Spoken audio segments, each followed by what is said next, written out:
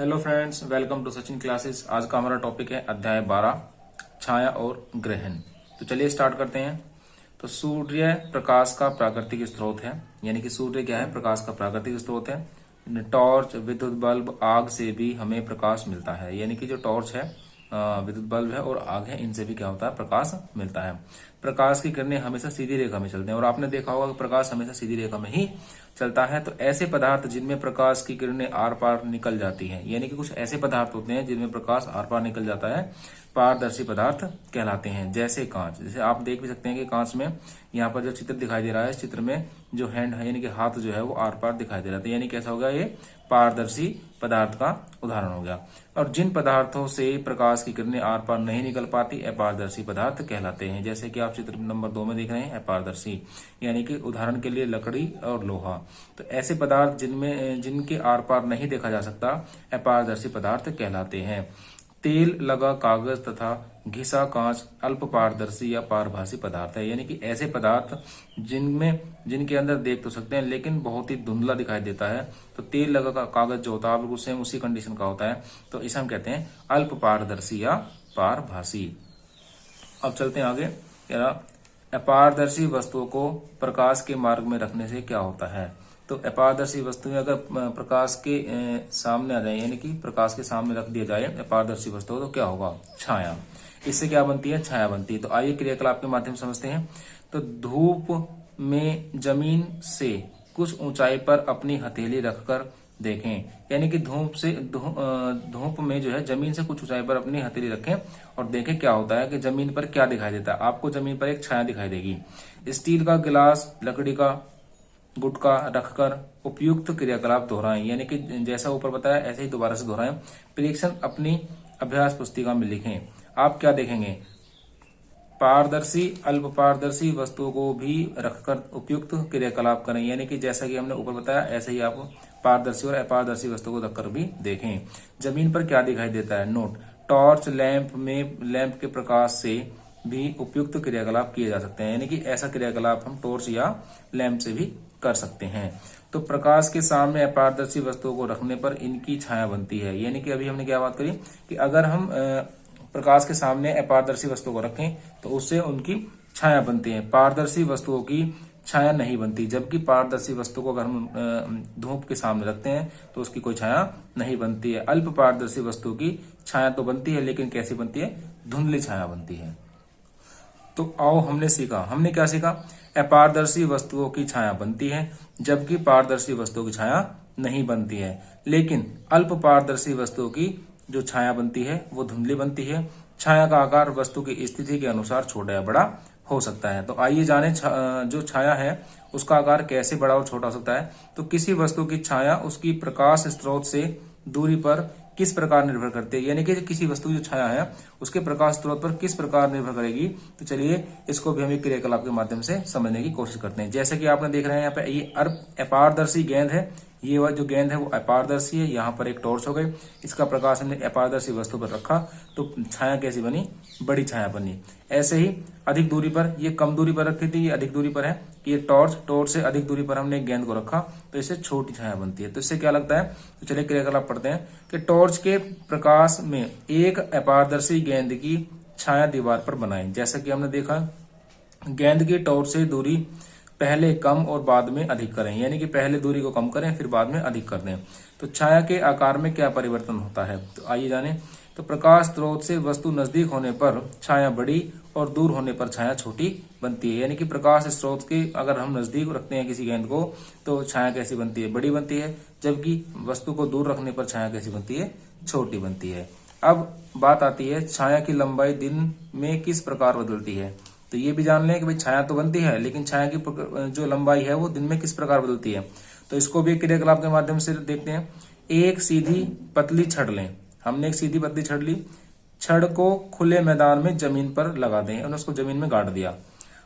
छड़ की छाया की लंबाई 2 घंटे के अंतर पर एक पैमाने से नापते रहें, यानी कि हर 2 घंटे के बाद उसकी जो छाया बन रही है उसको नापते रहें।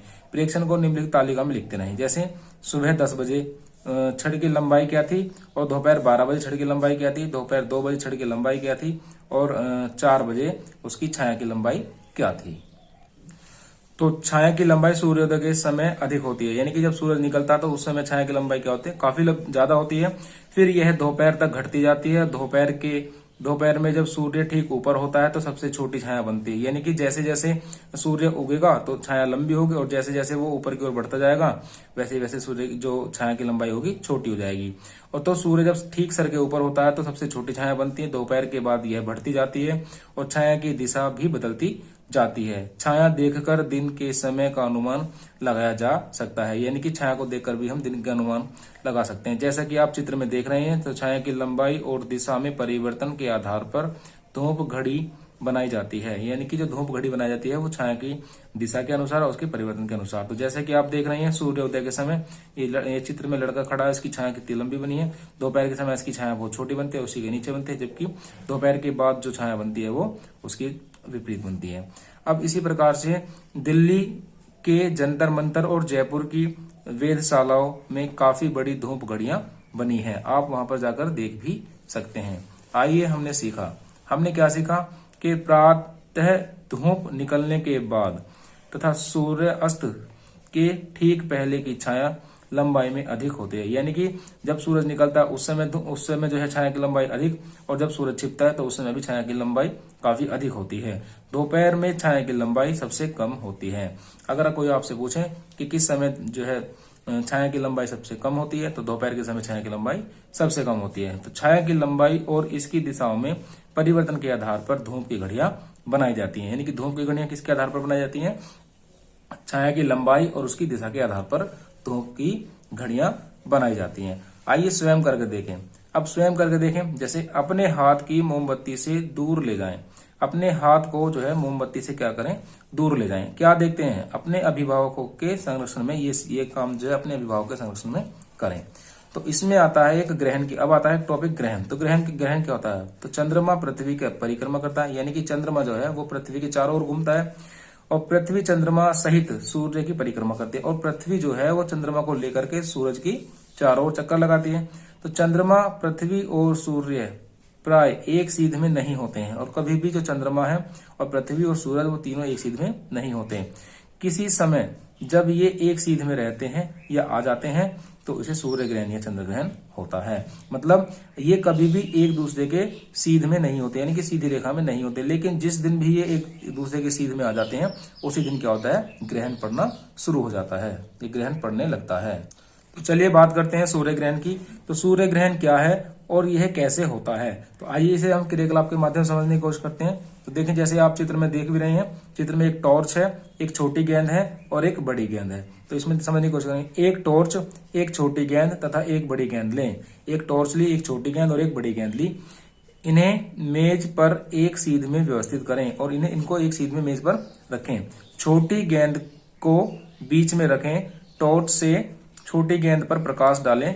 क्या होता है, अब आप क्या देखेंगे, जब छोटी गेंद पर टॉर्च से प्रकाश डालेंगे तो क्या देखेंगे, छोटी गेंद की छाया बड़ी गेंद पर पड़ती है, यानी कि छोटी गेंद की जो छाया है वो कहाँ पड़ेगी, बड़ी गेंद पर पड़ेगी, और बड़ी गेंद के छाया वाले भाग में टॉर्च का प्रकाश नहीं पहुंचता, यानी कि जो बड़ी गेंद में जो छोटी गेंद का जो भाग है यहाँ तक, इस वाले भाग में बड़ी गेंद का प्रकाश नहीं पहुंच पाता है और वहां अंधेरा हो जाता है। अब इससे क्या निष्कर्ष निकलता है, यदि टॉर्च को सूर्य, छोटी गेंद को चंद्रमा और बड़ी गेंद को पृथ्वी मान लें, यानी कि टॉर्च को सूर्य माने, छोटी गेंद को हम चंद्रमा और बड़ी गेंद को पृथ्वी मान लें, तो उपयुक्त क्रियाकलाप से क्या निष्कर्ष निकलता है, आइए जाने इससे क्या निष्कर्ष निकलता है। तो जब सूर्य, चंद्रमा और पृथ्वी एक सीध में होते हैं, तो चंद्रमा सूर्य और पृथ्वी के बीच में हो तो चंद्रमा की छाया पृथ्वी पर पड़ती है, यानी कि जब चंद्रमा, पृथ्वी और सूरज, पृथ्वी और चंद्रमा एक सीध में होते हैं और चंद्रमा जो है सूरज और पृथ्वी के बीच होता है, तो चंद्रमा की छाया पृथ्वी पर पड़ती है। पृथ्वी पर छाया वाले क्षेत्र से सूर्य का प्रकाश नहीं पहुंच पाता है, और पृथ्वी पर चंद्रमा की छाया वाले जो क्षेत्र है उससे उसका प्रकाश नहीं पहुंच पाता है और वहां अंधेरा हो जाता है। यानी कि जैसे जब सूर्य का प्रकाश चंद्रमा के ऊपर पड़ा, तो चंद्रमा वाला जो भाग है इसका कुछ भाग पृथ्वी पे एक छाया बनाएगा और उस छाया पर सूर्य का प्रकाश नहीं पड़ेगा।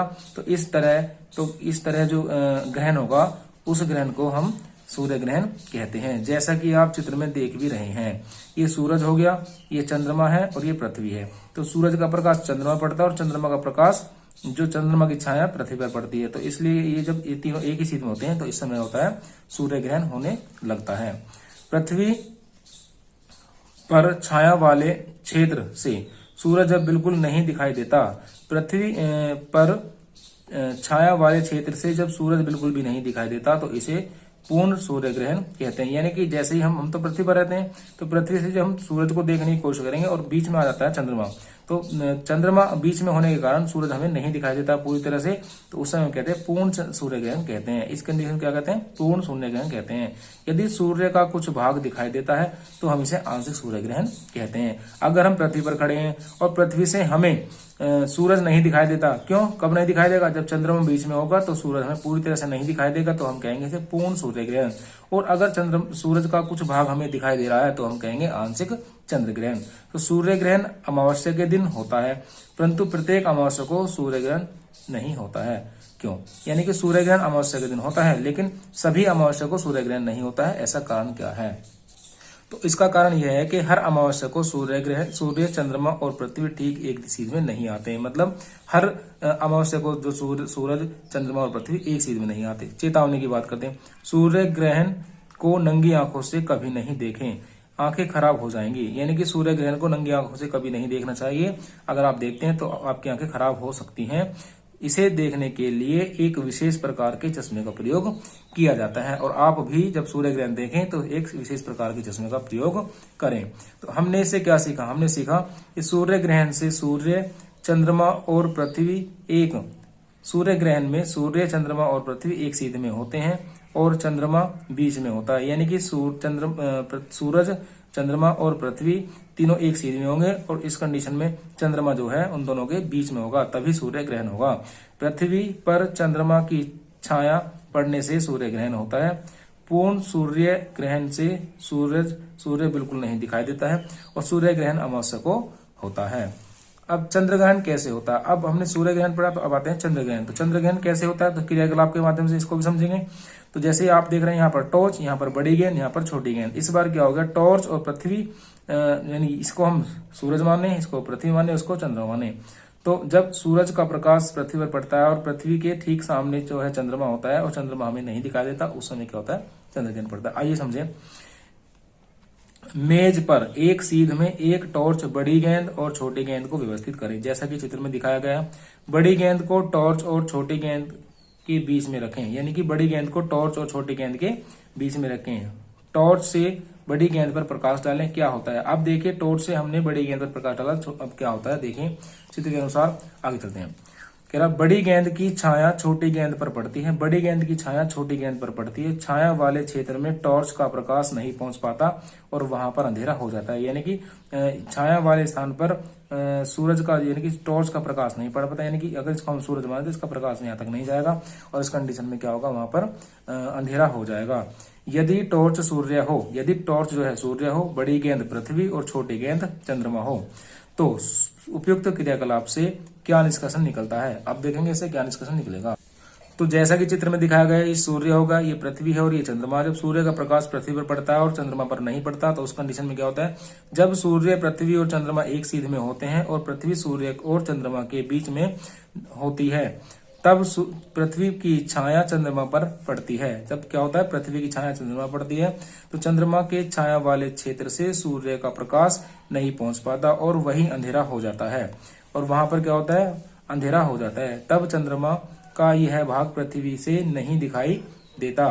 तब चंद्रमा का यह भाग जो है वो किससे नहीं दिखाई देगा? पृथ्वी से नहीं दिखाई देगा और इसे ही क्या कहेंगे? चंद्र ग्रहण कहते हैं। जैसा कि हमने अभी बताया कि सूरज का प्रकाश पृथ्वी पर पड़ता है और पृथ्वी का जो प्रकाश है, पृथ्वी पर जो छाया पड़ती है वो चंद्रमा पर बनती है और चंद्रमा पूरी तरह से नहीं दिखाई देता पृथ्वी पर रहने वाले लोगों को, इसलिए इसे हम कहते हैं चंद्र ग्रहण कहते हैं। चंद्रमा बिल्कुल न दिखाई देने पर पूर्ण चंद्र ग्रहण होता है, जबकि चंद्रमा अधिक आंशिक रूप से दिखाई देता है तो उसे हम आंशिक चंद्र ग्रहण कहते हैं। जैसा कि कंडीशन सूर्य ग्रहण में था, सेम उसी कंडीशन में चंद्र ग्रहण भी होता है। अच्छा, चंद्रमा पूर्णिमा को ही होता है, परंतु यह प्रत्येक पूर्णिमा को नहीं होता। इसका भी कारण क्या है? क्योंकि प्रत्येक पूर्णिमा को सूर्य, पृथ्वी और चंद्रमा ठीक एक सीध में नहीं होते हैं। मतलब सभी पूर्णिमा को सूर्य, पृथ्वी और चंद्रमा एक सीध में नहीं होते हैं, केवल एक या दो को ही होते हैं। तो चंद्र ग्रहण हमने क्या सीखा? हमने सीखा चंद्र ग्रहण चंद्रमा पर पृथ्वी की छाया पड़ने से होता है। चंद्र ग्रहण से सूर्य, पृथ्वी और चंद्रमा एक सीध में होते हैं। पृथ्वी बीच में होती है और पृथ्वी कहाँ होती है, इसमें बीच में होती है। चंद्र ग्रहण पूर्णिमा को ही होता है। इससे ये पता लगता है कि चंद्रमा जो है, चंद्र ग्रहण जो है पूर्णिमा को ही होता है। अब चंद्र ग्रहण द्वारा पृथ्वी की परिक्रमा करने से क्या होता है? चंद्रमा द्वारा पृथ्वी की परिक्रमा करने से क्या होता है? तो आइए इसको भी हम समझें एक क्रियाकलाप के माध्यम से। तो एक बड़ी गेंद लें, जैसा कि इस चित्र में दिखाया गया, बड़ी गेंद ले ली। इसके आधे भाग को काला और आधे भाग को सफेद करें। इसके आधे भाग को हम क्या कर दें? काला कर दें और आधे भाग को सफेद कर दें। गेंद को मेज पर रखकर कुछ दूरी पर खड़े हों और गेंद को मेज पर रखकर कुछ दूरी पर खड़े हो जाएं और गेंद के सफेद भाग को अपनी आंखों की ओर करें। अब सफेद भाग को अपनी आंखों की ओर करें। एक बच्चे से गेंद को धीरे धीरे घुमाने को कहें। गेंद के सफेद भाग को दिखाई दे रही आकृति को कॉपी में बनाएं और सफेद भाग की आकृतियां कैसी होती हैं। यानी कि अब आप क्या कह रहे हैं कि हमने एक गेंद ली, उसके दो भागों को, आधा भाग हमने ब्लैक से यानी काले कलर से रंग दिया और आधे भाग को हमने सफेद रंग से रंग देंगे और उसको कुछ दूरी पर खड़े होकर के उसको धीरे धीरे देखने की कोशिश करते हैं। तो उसमें कुछ अनेक प्रकार की कलाइयां दिखाई देंगे, अनेक प्रकार की आकृतियां बनेगी। उन आकृतियों को आप अपनी कॉपी में ड्रॉ करें और देखेंगे किस प्रकार की आकृति बनती है। क्या ये आकृतियां दिखाए गए चित्र के अनुसार होती हैं? यानी कि जो चित्र में दिखाया गया उसके अनुसार होंगी। तो रात को चंद्रमा के प्रकाशिक भाग की आकृति का भी अपने बनाए गए चित्रों से मिलान करें। यानी कि जो चित्र आपने उस गेंद को देख करके बनाए हैं उसका अवलोकन रात में बैठ करके अपने चित्रों से करें। तो 15 दिन तक चंद्रमा की दिखाई दे रही आकृतियों का भी चित्र बनाते रहें। यानी कि 15 दिन तक जो आकृति दिखाई दे रही है चंद्रमा की, उसको ही बनाते रहें। चंद्रमा पृथ्वी की परिक्रमा करता है। चंद्रमा जो है, अब सभी जानते हैं कि पृथ्वी की परिक्रमा करता है। तो पृथ्वी से दिखाई देने वाले चंद्रमा के चमकीले भाग की आकृति बदलती रहती है। यानी कि जो चंद्रमा की आकृति है वो क्या होती है? पृथ्वी से दिखाई देने पर बदलती रहती है, बार बार बदलती रहती है। तो चंद्रमा का एक भाग सदा सूर्य की ओर रहता है और यह भाग सदा सूर्य के प्रकाश से प्रकाशित रहता है। चंद्रमा का दूसरा भाग सदा सूर्य के प्रकाश से दूसरी ओर रहता है और यह सदा अंधेरा और ठंडक रहती है। यानी कि चंद्रमा का एक सिरा जो है सूर्य के प्रकाश की ओर रहता है और जबकि दूसरा सिरा सूर्य से विपरीत होता है, यानी कि सूर्य के प्रकाश से दूसरी ओर होता है। इसलिए वो वाला सदा हम अंधेरे में रहेगा और ठंडक रहेगा। पूर्णिमा को पूरा चंद्रमा दिखाई देता है। पूर्णिमा को पूरा चंद्रमा दिखाई देता है। पूर्णिमा से अमावस्या तक चंद्रमा के प्रकाशित भाग पृथ्वी से कम दिखाई देने लगता है।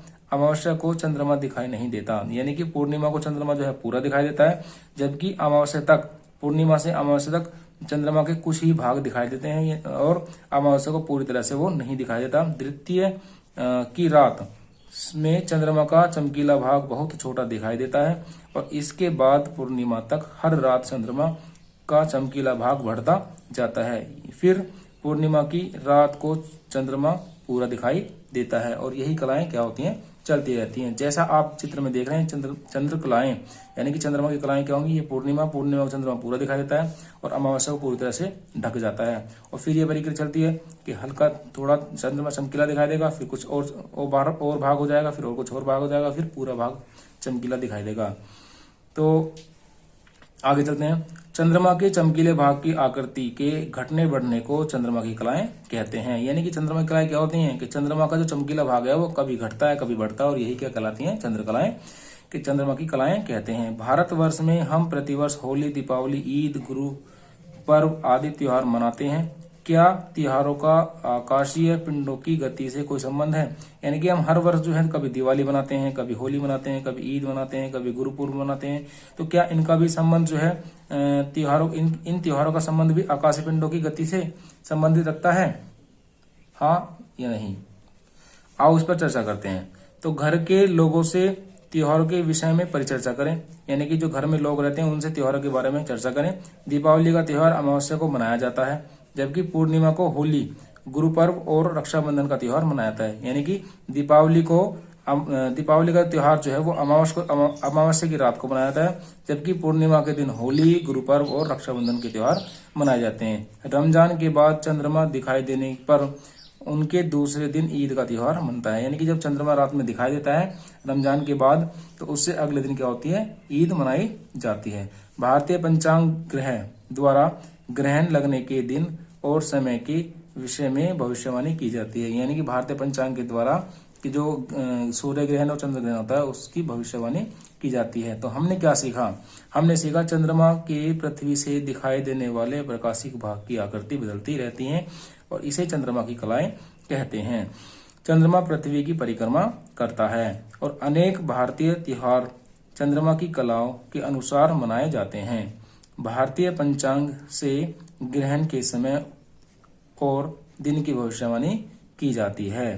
तो आज हमने प्रकाश, ग्रहण और छाया के विषय में पढ़ा। तो आज की वीडियो में बस इतना ही।